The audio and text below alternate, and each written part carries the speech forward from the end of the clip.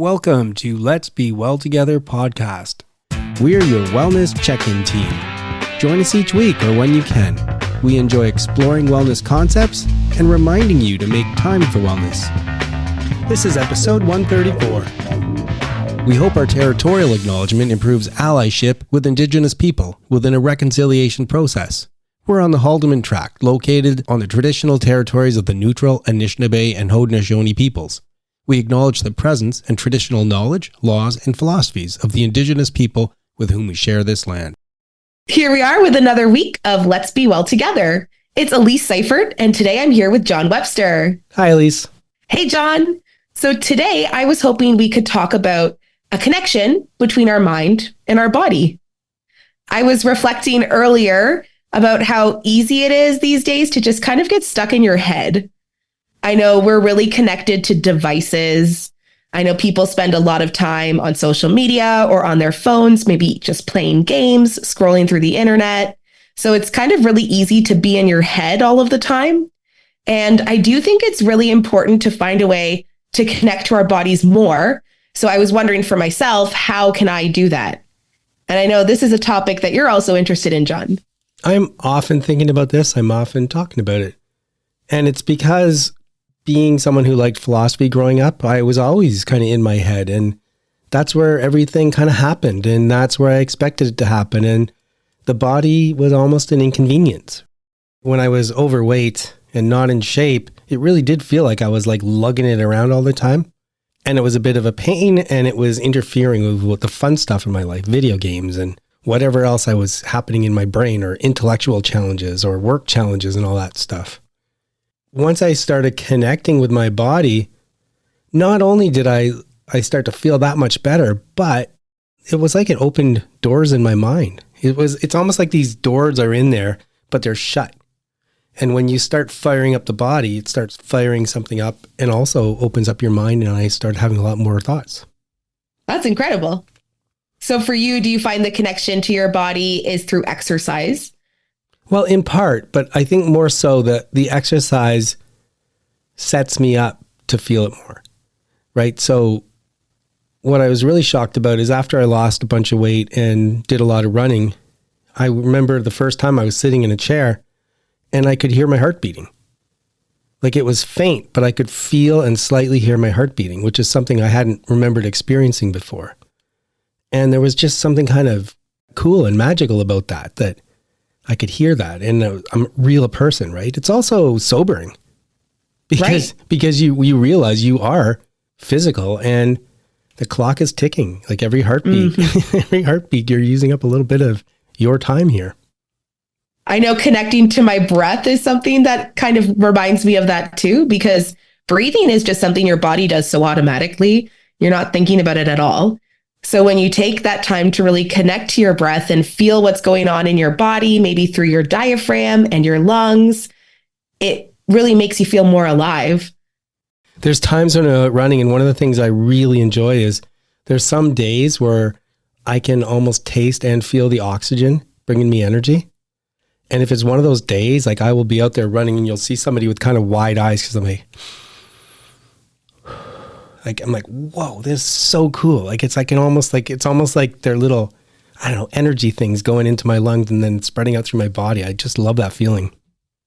That's an incredible feeling. I know for me in yoga classes, sometimes we often end the class in our corpse pose where you're just laying on your back, or shavasana. And I've had moments after a full yoga class where you're kind of breathing and you can just feel the energy just tingle through your entire body as you breathe in. And then you can feel kind of the stale air come out of your body. And yeah, it just makes you feel so good. I think the other side to that too is, now I haven't done a lot of yoga. I've done some, but I did have experience a couple times where after a really good practice, and I should say that instead of class, right? Like practice, I know what I'm talking about. Oh, totally. And you do the shavasana, and all of a sudden I have certain thoughts, like the kind of transcendent thoughts. But the interesting thing was it's resulting directly from a physical experience.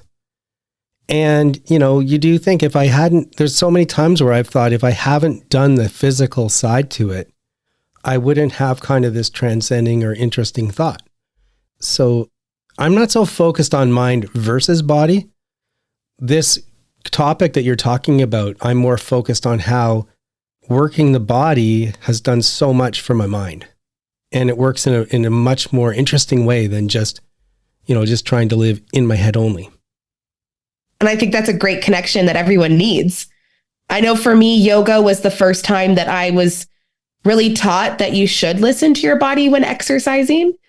I know growing up, I did a lot of dance, and that was more about how your body should look. So you might not want to listen to your body too much because you're like, I need to kick my leg higher, or I need to find a way to spin more.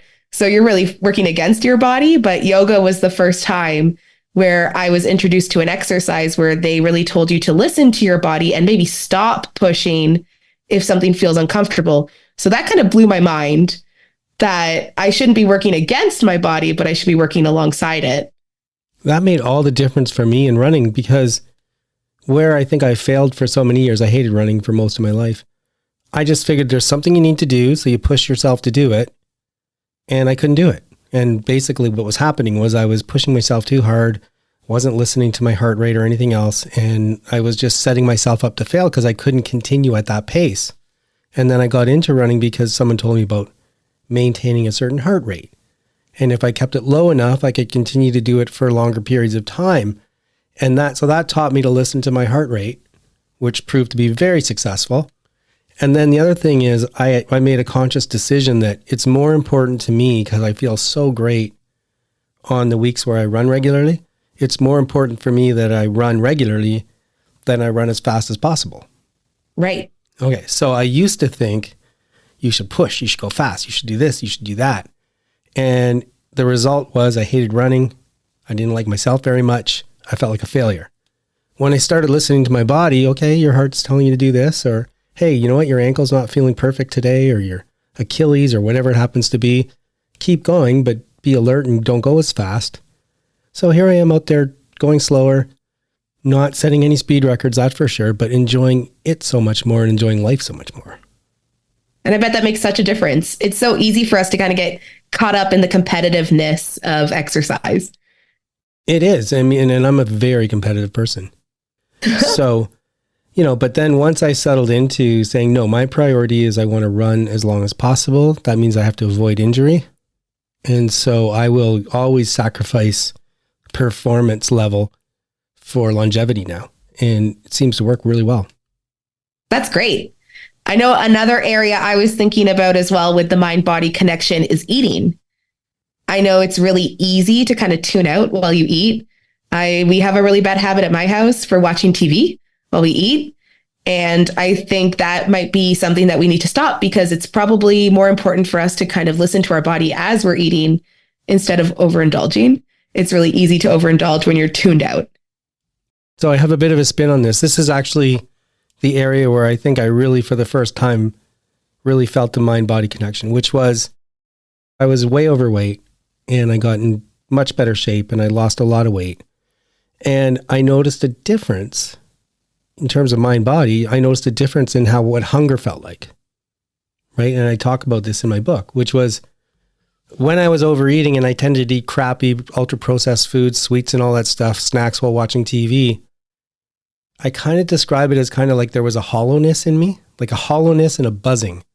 And the only way I could stop that buzzing was to put something else in there, ideally junk food. And then the buzzing would stop for a bit, but basically my whole body, like from the outer skin, was kind of dead. And there was this like empty spot in the middle of me that was buzzing and needed to be filled. Then when I started eating healthy, especially when I was eating healthy food, hunger felt different. It felt like, hey, bzz, you need energy. So it's not asking to stop buzzing. It's saying, hey, you need energy. And when I ate food, I could actually start to feel it energizing me. I could start feeling energy going from my stomach out throughout my body. So instead of like dulling a buzz that just returned, it was satisfying a craving that my body was having. And so, I think food is a big side of the mind-body connection, and you can really connect with your body if you eat in a healthy way. And I bet you feel so much better when you are eating in a healthy way. I do, but the more important thing to me is that I don't think most people have felt what I'm describing. I think most people have that kind of hollow buzzing feeling and they satisfy their cravings. And if you're in that mode, like you just don't get the good hunger, the good satisfying feeling from energy. And so why I say it's important is because it's a lot easier to watch what you eat if you know how great it's going to make you feel versus worrying about how you look or that other stuff. And so, I find that, and I have struggled with weight over the last few years, but what keeps me coming back to trying to work towards healthy eating again is I want that feeling again. It's extremely motivating to get that feeling as compared to, satisfying society or not looking bad or, people expect you to be thinner, that kind of stuff. And I think that's definitely the right reason to do something. Well, whether it's the right reason or not, I can tell you it's very motivating. On one of our recent episodes, we talked to Andrea Lee, and I made the pitch. Why don't you try eating really healthy for a few weeks, for a couple months, and see if you can't get that really good feeling. And then if you do, maybe you'll find it motivating as well. Guests are giving their time, expanding our minds. Today's interview is in the category of many areas of wellness. We're back to a topic we gravitate to, travel. We're convinced that travel enriches us and improves our wellness, and it's great to explore this thought with guests. Isabelle Sinclair is one of our podcast hosts, but today she's our interview guest. Welcome, Isabelle. Hi, John. Thank you so much for having me on the show again. Isabelle is in her last year at the University of Waterloo, double majoring in English literature and legal studies. She's studying in the co-op stream. And in her free time, Isabelle enjoys reading, running, and traveling anywhere she can. So, Isabelle, you've had a break from the podcast in part because you've been traveling. And during What's on Your Mind chats someday, we can talk about Paris or some of the other places that you visited, but we can't really cover that 4-month experience living abroad in England in a short chat. So thanks for letting me interview you about it. And maybe let's start by me asking, what is it you enjoy about travel generally? Yeah, so I love traveling because I feel like every day is a different opportunity to learn something about others and myself. I really like pushing myself outside of my boundaries and just trying new things, being put into scenarios where maybe I don't know everything, even navigating the airport. I feel like it really helps I don't want to say character development, but my sense of self and me feeling like I'm self-sufficient. And I really just love seeing what the world has to offer as much as possible. And I feel like in my youth, it's the perfect time to do it before I have too many commitments. True. And it's so funny. You're right. I'm a planner. Like I'm one of these A-type personalities. Everything's got to happen. Got it all planned out in a way. But then when I get on trips and you go somewhere and it doesn't go the way you want and you have to scramble and you have to figure out how to make it work, it's funny how those are the things you remember fondly when the trip is over. And so I get what you're saying. Like you get pushed out of your comfort zone and that makes you do things and learn things and have funny stories. For sure. Even like, as you were saying, the element of spontaneity, I really feel like really enhances the trip and it lets you experience things you would have otherwise never have experienced. So I really think that's one of my favorite elements of traveling and what makes me gravitate towards doing it as much as possible. One of the things Sheila and I do to try and enhance that is when we travel now, especially if there's a city that has a metro, subway, whatever you want to call it, we always like to try and learn the metro first. And that always leans itself to having kind of funny experiences. But then once you get to know it, it just feels like you're so free, right? And that you feel kind of powerful because you learned the system. For sure. Yeah, it definitely builds character. I feel like no one gets it right on their first go. But once you do, you really feel like a local and you like have a lot of proudness within yourself for being able to do that, especially in a different country. So what made you want to spend 4 months studying in England? And what was the program? I've always been fond of England and the UK in general. But personally, for me, I have some heritage in England and I've never been. And my family never really took us traveling that much, just with busy schedules and my brothers and I being in competitive sports. They never overlapped properly. And I've always wanted to go study abroad. I knew that the University of Waterloo offered that as a program. So I was like, you know what, this is my chance to really go and see where my family comes from.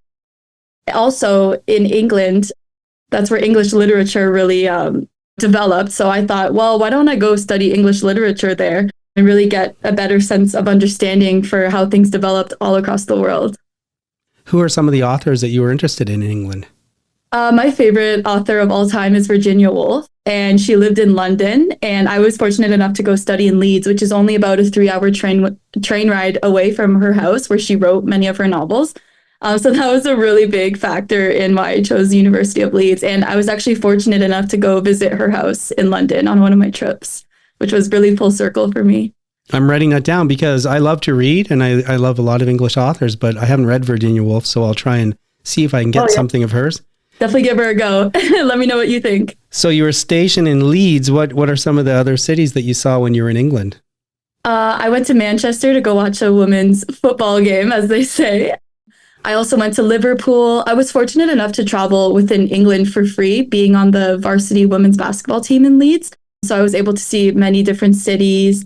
I'm trying to think off the top of my head. Liverpool, Manchester, York, which was a really cool city. It's like when you open up a Harry Potter book, that's what you would imagine York to be. It was so cool. I'm pretty sure my wife and I like to watch British detective shows, and I'm pretty sure we watched one that was stationed in York, and you're right. It was like, wow, this place looks amazing.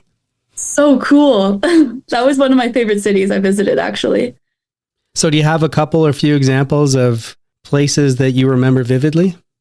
Ooh, I would definitely say visiting Scotland was really memorable for me. I also have family from there, and I'm also a big Harry Potter fan, and J.K. Rowling was inspired to write the whole series based on this one street in Edinburgh, which is the capital of Scotland. And I was able to walk down that street, and I really felt like, I don't know, very in sync with my inner child that day. That's amazing. There was also yeah, it was so cool. And there was a lot of like Harry Potter themed shops along the way.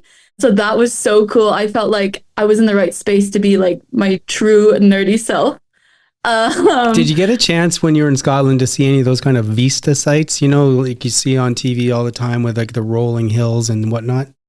Yeah, so we actually did a day trip to the Scottish Highlands, basically like the countryside. I would say that this day trip took like 14 hours. We woke up at the crack of dawn and got home super late, but we only really scratched the surface with the Highlands. But the landscape is beautiful. There's so many castles. You see all the Highland cows, I want to say. The really fluffy cows. Okay. It almost makes you feel bad for like eating burgers. But yeah, we were really fortunate to do a day trip there and to learn more about Scottish history and how that navigates within the UK history as well. But yeah, that was really eye-opening and probably one of my best days abroad. And then just in terms of meeting people, I know the world's getting kind of similar in a lot of different ways, but did you find that there were people with different perspectives? And if so, how did that have an impact? Actually, in our accommodation back at the University of Leeds, I lived in this place called Central Village. And basically what they do here is they put all the international students together. And so there'd be 5 international students within the one apartment. We'd all have our own separate rooms. But what happened is when I traveled with my best friend, Jenna, to the University of Leeds, we were both stationed in different apartments. So we both had different people living with us. And we brought all these people together and had our own little community of international students. And they're actually some of my closest friends to this day. There was 3 Australians that we would travel with the entire time. We traveled to 7 countries with them, which was so cool. Yeah, and they're all from different backgrounds. There was some Asian backgrounds. They were all from Asian descent. And they were also all immigrants, I'm pretty sure. So it was interesting seeing that perspective and family dynamics and just meeting people from across the world that have common interests and somehow meeting at the University of Leeds. And actually, one of my friends, Victoria, she came to visit us twice in Canada since then. That's amazing. Which has been so cool. Yeah, that's the other thing about being in Europe, like whether you're in England or France or wherever it is, it's so easy to travel to other cities in Europe. And so, you're in England, but you're seeing so much of the continent. It was so cool. Everything was really convenient to access. We mostly took the train to these different places within the UK, and then we would all fly together. But yeah, everything was relatively cheap. And especially since we were a big group, we could split everything in like 5. So that made it really convenient to travel and just be with different people. Did you ever find, like, let's say you go somewhere to one of these cities and that something would strike you as a Canadian one way, but someone else as an Australian in a different way? Like, did you find people reacting differently? I would say, yeah, there was definitely those instances. I can't really think of one off the top of my head, but what really struck me, I've never been told that I sound like I have an accent. And when I met my friend Victoria in my flat, she was like, "Are you American?" I was like, "Oh my gosh, I've never been like Right. perceived as an American." I was like, "No, I'm actually Canadian." And she was like, "Oh, thank God." So I was like, So did "Oh, she no think you way." had an American accent, or just because like, do they think we all sound like people in Canada and America all sound the same? Yeah, I think they just think we mesh. Right. So that was interesting. And another person thought it was Irish, which I thought was really weird because I definitely don't sound Irish, but I don't know. You do look a Like bit Irish. that many Canadians, I'm not sure what it was, but Right. it was a funny instance. Yeah, I don't see how we can talk with our accent and someone think we're from Ireland, but who knows? Yeah, I know. Me neither. I was really caught off guard by that. Are there some memories of experiences that you had that kind of stand out from the England trip? Ooh. Honestly, I would just say like the camaraderie that I experienced there, it's definitely friendships for a lifetime. And then just playing sports and really pushing myself to put myself out there. Living in a new country, I've never done that. So I was very nervous the first few weeks. But then once I started with sports, just meeting a core group of girls, traveling together, and just being competitive on the court together was really cool. Seeing that like the sport was taken as seriously as it is back home really made me feel like I was at home playing with my old teammates. Yeah, I was glad I was able to incorporate traveling and sports all together. Were most of your teammates for basketball from England? So that's the interesting thing. Actually, most of them weren't. There was like, I would say half the team were all international students. So Okay. there were some Americans, Australians, some Kiwis from New Zealand, and then the other half were from Leeds, which was really cool. And then you come back to Canada. Do you start looking at your own country a bit differently after you lived in England for 4 months? I will say that coming back home, like I was ready to come back home. But one thing that I found similar between England and Canada was definitely like the diversity and the multiculturalism. So it wasn't that different. One thing I do miss though is just the accessibility in traveling, just having countries right there for Right. you. I don't know, it wasn't, I don't want to say inexpensive because I think that's a little bit ignorant, but definitely it's a lot more accessible to travel in Europe. And I really think traveling is really beneficial to learning more about yourself and just meeting new people and having different perspectives on things. To me, those are some of the ways that we kind of connect travel and wellness. Yeah. And did you feel like having that trip, it did enrich you? It does somehow connect to wellness? And if so, how? Oh, for sure. I would definitely say traveling really connects to many facets of wellness. For me personally, it connected to the mental wellness, physical wellness, spiritual aspects. I really felt in tune with myself over there, especially being responsible for myself over there really made me look at my values and what I wanted to focus on. And definitely my academics, I really felt in tune with my academics there. I was able to pick all my own courses. They were all elective, so everything I was very interested in. And also being offered courses that I wasn't otherwise offered in Canada, like script writing, which was very niche and cool and something I definitely want to explore I'd further. really like to learn that. Yeah, it was so interesting. And our professor was actually a professional screenwriter for the BBC, I think, which it was so cool. I like would have never thought of that, but now it's a huge interest of mine. So doing that really opened my eyes to different possibilities that I just don't think are really offered in schooling in Canada. But just traveling, like in general, really made me feel more positive. I don't know, I felt like I was achieving a childhood dream of mine as well. So I felt very enriched and just positive all the time and just really proud of myself for moving across the world for 4 months at my young age and just kind of, okay, I'm going to try this. If I don't like it, well, I'm going to have to suck it up. But thankfully, I did love it and I would definitely do it again. And I can't help but recommend it to all my friends as well, because I really think it really pushed me to be a better person and just learn more about different cultures and perspectives. Yeah, all that. And I just find it so uplifting too, to travel for all the reasons you're talking about and more. One quick thing before we turn to the last question, because we're running out of time. So we went to London in 2022 and I don't know why, I wasn't really expecting much. I went there because I had to do something. I fell in love with that city. Did you spend much time in London and did you fall in love with it? Yes, London was actually, I would have to say, probably in my top 3 cities in the world. I just love how busy it was all the time. I was able to go and visit 3 different times. And I also spent Christmas in London with my friends, which was really cool. We rented bikes and rode them in Hyde Park on Christmas Day. It was so wholesome. I loved it. I loved the double-decker buses. Everything looked like the movies. And during COVID, I had this huge niche focus on the royal family and specifically Princess Diana. So seeing all these places in real life, I was just in awe and it was such a good time. That's amazing. Yeah, I definitely want to go back there. Thanks for sharing that. Your 4 months in England. It sounded like an amazing time. And I'm going to keep coming back to travel and talking to people about it because I think we get so much out of it. So here we are at the end. And as you know, we ask every guest the same question in a context where we all have areas of wellness that are important to us, but not enough time to focus on all of them at any given time. So we do our mini wellness check-in. Isabelle, are you currently neglecting an area of wellness in your life? And if so, can you think of even one thing you could do to foster wellness in that area? For sure. I would say at the moment, just because my busy schedule with work, I'm definitely neglecting my physical wellness. I'm not doing as much exercise as I should. So I think one way I can help that and make that better is maybe even just waking up 45 minutes earlier and doing a 30-minute walk outside before my shift starts, just to get that fresh air and get my steps in and feel productive.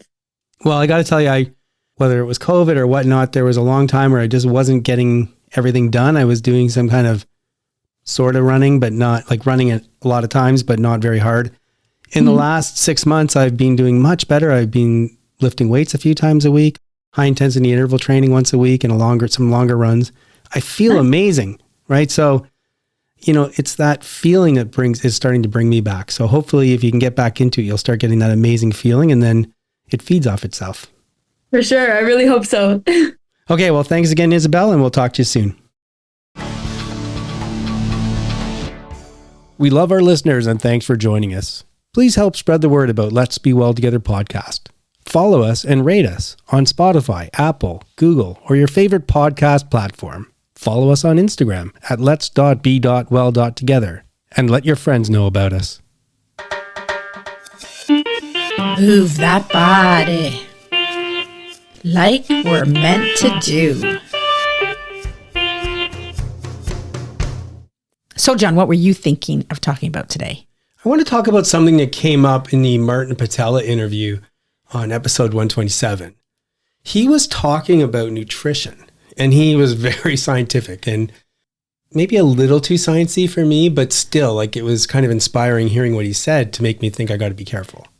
I agree. Oh my gosh. I was listening to this going, so first of all, a lot of those superfoods, I didn't even know what they are. Right. Like he was talking about, you just put this and this and this. And I'm like, okay, I know what spinach is and blueberries. I don't even know what he's yeah, like I didn't know what kind of grass he's even mentioning. Yeah, but he just blew my mind with some of the things he was talking about, which does make me think about what you're putting in your body. But, kind of the main themes that I kind of gravitate toward now too, is he said, think about 3 different processes. You're taking food in, then your body's absorbing nutrients and whatnot, and then you're getting rid of toxins and the bad stuff. Right. He said something I never thought of before. And it really kind of blows my mind. Yeah, it blew my mind too. That's why I was like, yeah, let's talk about it. We're always talking about move that body for lots of reasons, right? And I know it's energizing and all that stuff like that. But one thing he said is that your system, so all the things that work towards getting the bad stuff out of your body and processing food through your body, your system doesn't actually, I'm going to say the wrong word, but it doesn't really have an internal pump to push everything through to make that work. Yeah. And so the way we've evolved, it's through movement. Yeah, which kind of makes sense if you actually think about it.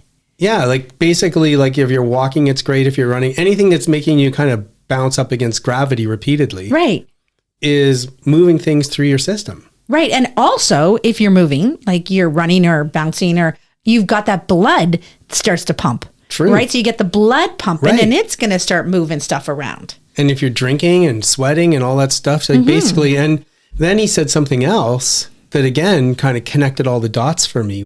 I asked him about getting rid of toxins. And I hadn't turned my mind to it, but he said there's two kind of toxins. Yeah. So one are, the terrible things that people pump into the environment because of factories and all that stuff. Yeah. Yeah. And, plastics and all that's getting into us. And by the way, there's no natural mechanism to get rid of any of it. I know. So that's not good. He said, even if you're eating organic food, healthy food, your body still has to take the bad stuff out and keep the good stuff. Right. He said, if you're sedentary, so I can imagine, right? Like, so the old me, I used to just sit in my chair all day long. Right. Playing video games or working or whatever. Sitting at your computer working all day and then you're exhausted. So you sit in front of the TV.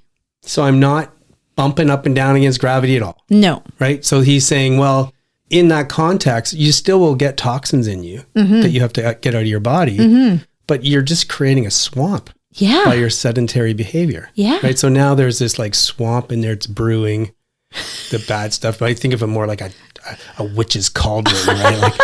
Like brewing bad stuff. Sounds so bad. And I'm not doing anything. So what does it do? It just like hangs out in my body and it doesn't leave.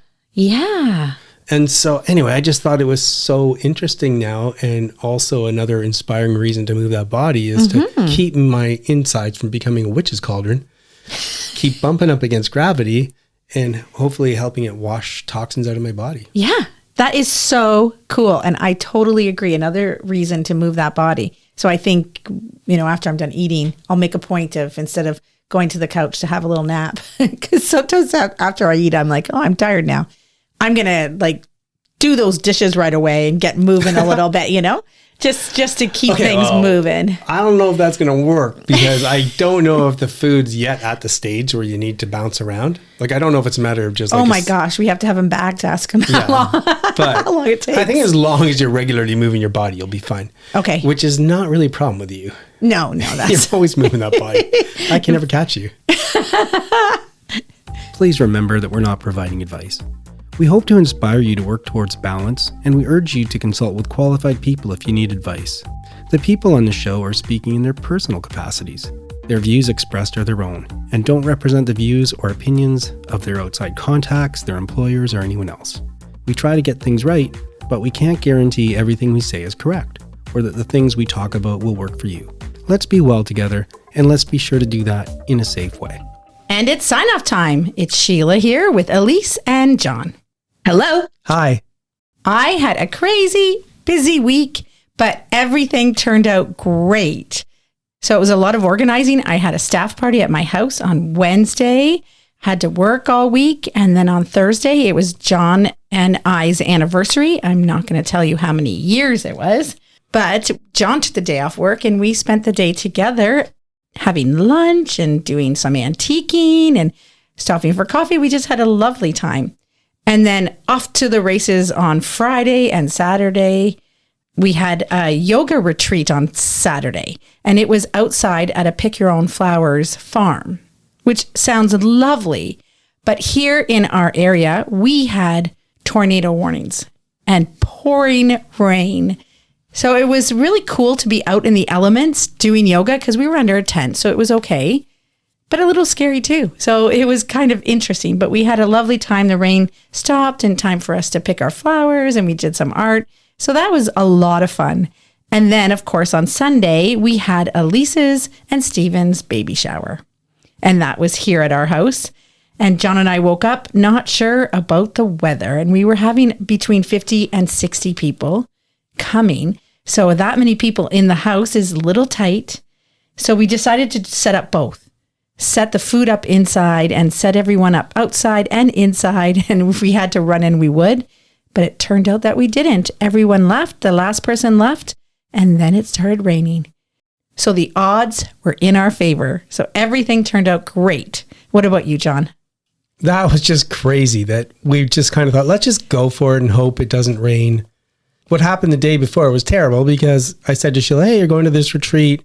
I'm looking at the weather info. It says 0.1 millimeters this hour and 0.2 the next and 0.1. So it's not going to be that bad. So she goes off to do the yoga retreat. I went out for a long run.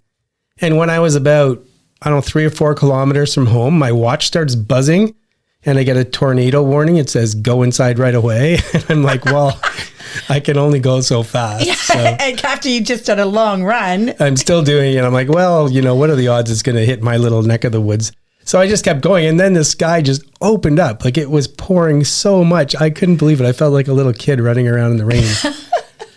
And then I was kind of thinking the same thing might happen Sunday, but it was perfect. The last person left. We started bringing stuff in because it got cloudy. And then we get in the house and it just starts pouring. We got lucky on that front. The one other thing, which has happened before, we're getting ready for this big party and I go to turn some hot water on to do something. There's no hot water. Our hot water heater broke the same day as the party. Oh my gosh. And it was okay because we don't really need hot water, but oh my goodness. What a day for it. And because another time we had a party and we had a leak at a certain party. So we have to stop having parties because our house breaks. That's true. How's your week, Elise? My week was lovely. We actually did quite a few social activities this week. So we started out the week by going to a board game group, which was really fun. It's the first one here in Owen Sound that we found. We know there have been other ones kind of in the area, but never this close.